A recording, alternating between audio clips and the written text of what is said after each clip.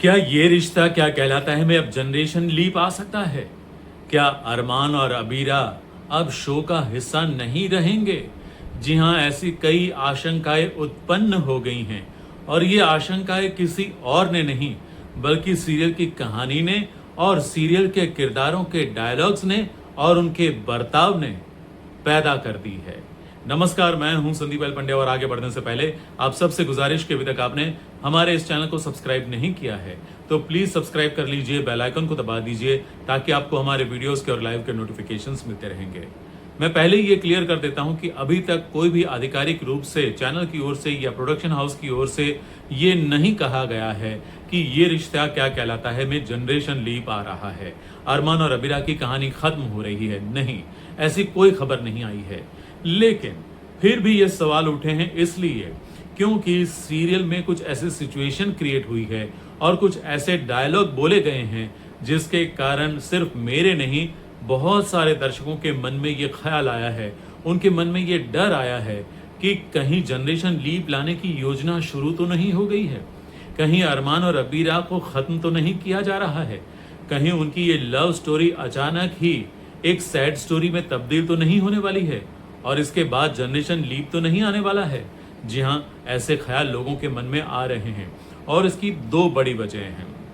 सबसे बड़ी वजह तो दादी सा का वो डायलॉग जब उन्होंने अपनी दो पोतियों को ये कहा कि रुक जाओ, ऐसा मत बोलो, मौत को कभी चुनौती नहीं देनी चाहिए। क्योंकि ये दोनों ही बच्चियां यानी कि मायरा और मुक्ति, ये दोनों अपने माँ बाप यानी कि अरमान और अबीरा के लिए दुआ कर रहे थे और वो भगवान को यही कह रहे थे कि उनकी अंतिम सांस चले तब तक ये दोनों कभी जुदा ना हो। और दादी सा ने रोककर बोल दिया कि मौत को कभी चुनौती नहीं देनी चाहिए। तो कहीं ना कहीं ये डायलॉग जो है ना, लोगों को सोचने पर मजबूर कर रहा है कि क्या सच में मौत आने वाली है? क्या अरमान और अबीरा अगर कोई उन्हें जुदा नहीं कर पाया तो क्या उन्हें मार दिया जाएगा और उसके बाद जनरेशन लीप आएगा? जी हाँ, ये सवाल तो मन में जरूर आया होगा बहुत सारे लोगों के मन में। जब मैंने ये डायलॉग सुना तो मेरे मन में भी ये ख्याल आया और आज जब मैं लाइव कर रहा था तब भी लोग अपनी प्रतिक्रिया दे रहे थे और बता रहे थे। हमें भी मन में ये ख्याल आया कि कहीं ये अरमान और अबीरा को मारने की बात या फिर उसका एक संकेत तो नहीं दे रहे हैं। खैर, फिलहाल कोई आधिकारिक पुष्टि नहीं है इसलिए कहा नहीं जा सकता, लेकिन हाँ, इसे एक हिंट के तौर पर माना जा सकता है। और दूसरी बात कि विद्या ने माफी मांग ली है अबीरा से, लेकिन आपने एक दिन पहले ही देखा होगा कि वो भगवान के सामने जाकर कह रही है कि भाई वो अबीरा और अरमान को एक होते हुए नहीं देख पा रही है। वो मान रही है कि अबीरा अरमान से बहुत प्यार करती है लेकिन वैसा नहीं जैसा होना चाहिए। अब उसके हिसाब से वो प्यार करें। अबीरा को अपनी सास को पूछना पड़ेगा कि मैं अपने पति को कैसे प्यार करूं, कितना प्यार करूं, कितनी मात्रा में प्यार करूं। ये तो गलत है। तो सास का अहम यानी कि उनका जो अभिमान है उसको ठोकर लगी है, तो कहीं ना कहीं वो अपनी हार को स्वीकार नहीं पा रही है और इसीलिए बेटा और बहू को एक बार फिर से जुदा करने की साजिश तो वो करेगी ही करेगी। तभी तो वो भगवान के सामने जाकर कह रही थी कि भाई मैं तो उनको जुदा करने की साजिश करने वाली हूँ, आप मेरा साथ दीजिएगा। अब भगवान वही बोलेंगे ना कि भाई तुम्हें जो करना है करो, वो तुम्हारा कर्म है, मैं कुछ नहीं करूँगा। क्योंकि भगवान कभी किसी को रोकने आते नहीं हैं। हाँ, दिल में दिमाग में एक ख्याल जरूर आता है कि आप जो कर रहे हैं वो सही है या गलत। अपने मन की बात सुनकर अगर इंसान आगे बढ़ता है तो अच्छी बात है, लेकिन मन की बात को भी अनसुना करके जब इंसान आगे बढ़ता है तो वो विनाश ही लेकर आता है।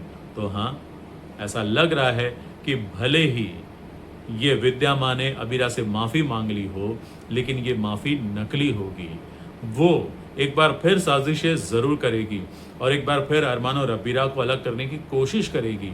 अरमान के मन में एक बार फिर वो वही बात डालने की कोशिश करेगी जिसके कारण अरमान को ऐसा लगने लगेगा कि अबीरा गलत है और मेरी माँ सही।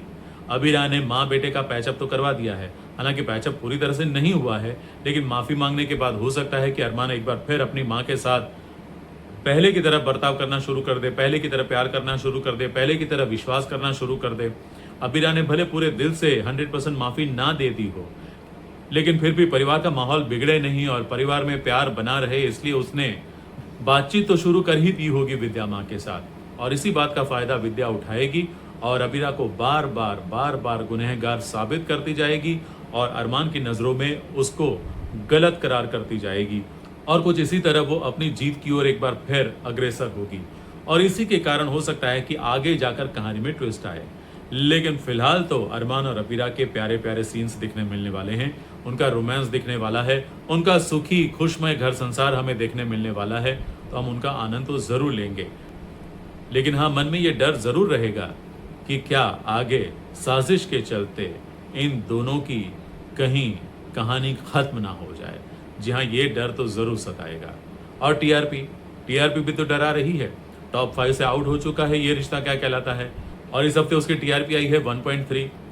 तो टीआरपी जो लगातार घट रही है या फिर बढ़ नहीं रही है, ये भी तो एक चिंता का विषय है। जी हाँ, जिसके कारण हो सकता है कि चैनल और मेकर्स ये सोचे कि अब टीआरपी नहीं बढ़ रही है तो अब तो जनरेशन लीप लाना ही पड़ेगा।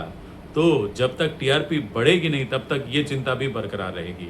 टीआरपी अगर बढ़ गई तो फिर कोई चिंता की बात नहीं है, लेकिन कम रही या जो है अभी उतनी ही रही तो फिर चिंता ज़रूर हो सकती है। लेकिन फिर भी एक बार फिर दोहरा दूं कि अभी तक आधिकारिक घोषणा नहीं हुई है, लेकिन हाँ, आशंका ज़रूर हम सबके मन में डाल दी गई है। तो इसीलिए मैं कहता हूँ कि जो भी हो उसके लिए तैयारी ज़रूर रखना ताकि आपको कोई बड़ा झटका ना लगे। थैंक यू वेरी मच ये वीडियो देखने के लिए। अच्छा लगा तो लाइक कीजिए, शेयर कीजिए और हाँ, सब्सक्राइब करना मत भूलिए।